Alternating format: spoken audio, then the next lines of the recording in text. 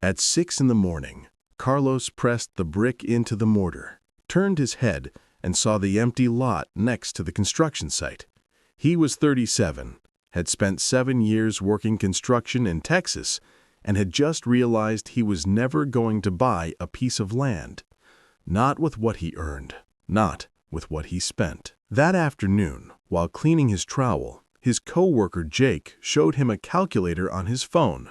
"Look, man, if you save $1 a day for 10 years, that's $3,650.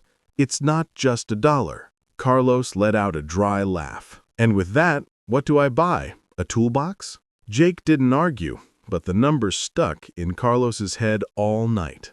The next day, Carlos earned $90 for an 8-hour shift. On the way home, he stopped at 7-Eleven and bought 2 beers, a pack of cookies, and some gum. $6.75. That night, he put the receipt on the table. His wife, Patty, asked if he had set anything aside for savings. Carlos shook his head. "It's not enough. It barely covers the day." They'd been renting a small attic room for $125 a week. That was $500 a month, $6,000 a year. Carlos did the math for the first time that night and felt a knot tighten in his stomach. In 3 years, they had paid $18,000 in rent, almost the same number Jake had shown him, and they didn't own a single square foot. The following week, the boss announced hours would be cut, 2 or 3 days a week until more projects came in. 2 days meant $180, barely enough for rent and groceries. That night, Patty told him her sister could lend them $300 so they wouldn't fall behind. Carlos accepted without thinking. 2 months later, he owed $480. The original $300 plus another $180 he borrowed to fix the car. His brother-in-law started calling every week. "Man, the deadline passed. When are you paying me?" Carlos promised paychecks that never arrived. He started avoiding family gatherings. Patty didn't talk to him for 3 days. One afternoon, carrying a sack of cement, Carlos thought, "I'm going to live like this until I'm 60, borrowing, renting, owning nothing." That same afternoon, Jake brought up the dollar idea again. "You remember the $1? I've been doing it for 40 days. I've got $40. Carlos frowned. "How? I can't even last 5 days. Jake sat on a concrete block. "I make the same as you, 90 a day. First thing I do when I get paid is set aside $1. I put it in an envelope. I don't touch it, not even for emergencies. And if something comes up," Jake raised a finger, "then I solve it with what's left. If I can't, I wait. But that dollar stays. That's the rule." Carlos shook his head. $1 doesn't change anything. Not today, but in a year, it's $365. In 3 years, it's more than 1,000. Carlos went home thinking about that. He told Patty. She crossed her arms. $1, Carlos. We owe $480. A dollar doesn't pay the light bill." Carlos said, "It's not to pay debt. It's so we stop borrowing."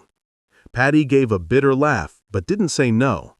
That night, Carlos pulled out a small envelope and wrote with a marker, 1% daily. The next day, he saved $1, then another the day after. On the 3rd day, he wanted a soda at work. He reached for his pocket and remembered the envelope. He drank tap water. On the 4th day, my Patty needed $1 for the bus.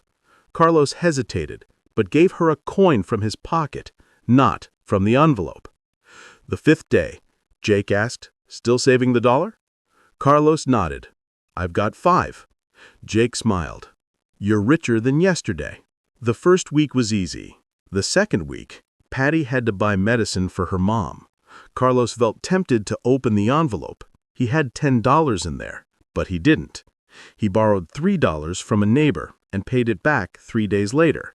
The envelope stayed sealed. At the end of the month, Carlos counted $30. He had never saved that much without touching it. The problem came in week 5. The boss delayed their pay for 4 days. Carlos had $1 in his pocket and $20 in the envelope. Patty said, "Take from there. We need to eat." Carlos shook his head. "It's not for emergencies. It's so we stop having emergencies." The words surprised him, but they felt true. He sold an old tool for $5 and bought what they needed. The envelope stayed closed.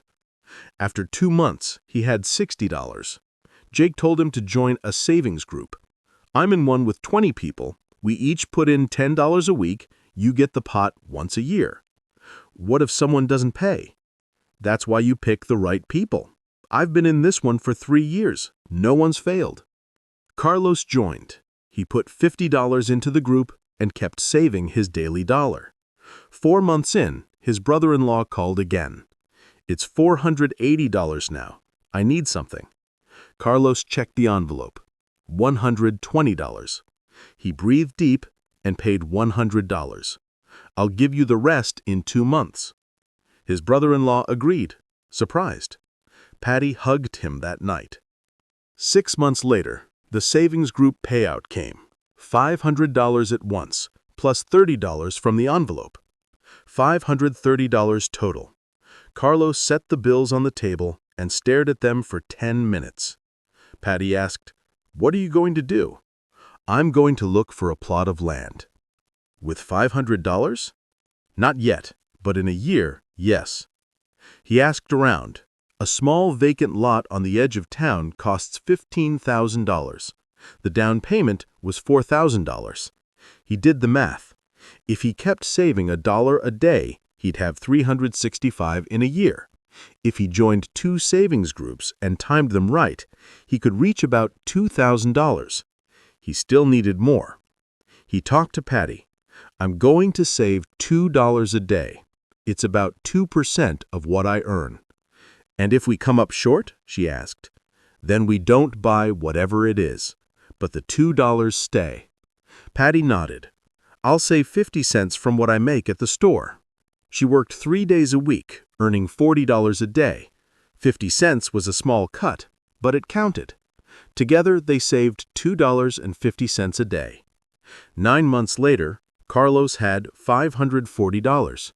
Patty, $160, plus another payout of $500. Total, $1,200. Still not enough. Carlos asked his boss for Saturday work. "I'll pay you $30 extra each Saturday," the boss said. That was $120 more a month, all going into the envelope. After a year, Carlos and Patty had $3,900. They were $100 short. Carlos sold his old bike for $60, and Patty sold a blender for $40. They made it. On a Tuesday in September, Carlos walked into a small real estate office with a yellow envelope full of bills. The seller counted them twice. "Cash, cash," Carlos said. He signed the contract, $4,000 down, $11,000 to pay in monthly installments of $300 for 3 years.